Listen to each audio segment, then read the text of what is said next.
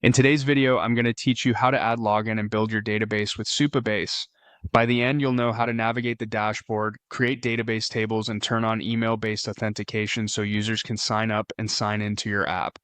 First, head to the Supabase website and open your dashboard. From there, go to the projects area. If you have several workspaces, use the search bar at the top to quickly locate the project you want.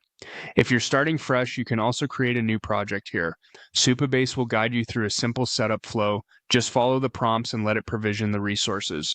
Once you're ready, click the project you want to open and you'll land on its overview. On the left-hand side, open the database section. This is home base for your schemas, tables, and database tools.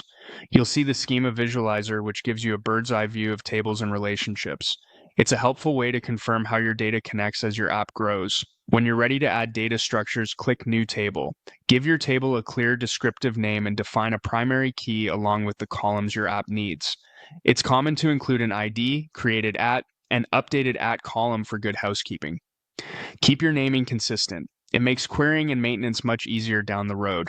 You can always manage everything from the tables screen, which lists all existing tables.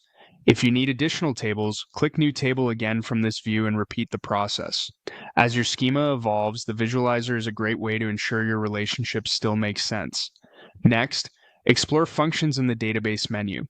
These are PostgreSQL functions that help you bundle logic you'll reuse, like data transformations or validations. You'll also see triggers and other tooling nearby, which let you run logic automatically when rows are inserted, updated, or deleted. Even if you don't configure them right now, it's good to know where they live for future automation. Now let's set up login. Open authentication from the left sidebar. Go to the sign in or providers area and enable the setting that allows new users to sign up. Then head to auth providers, select email, and turn on the email provider. This enables email-based sign up and sign in for your project. Be sure to click save to apply the change. That's it. You've navigated your project, created tables for your data, and enabled email login. As a next step, connect your app to Supabase and start reading and writing data using the SDKs, knowing your authentication is ready to go.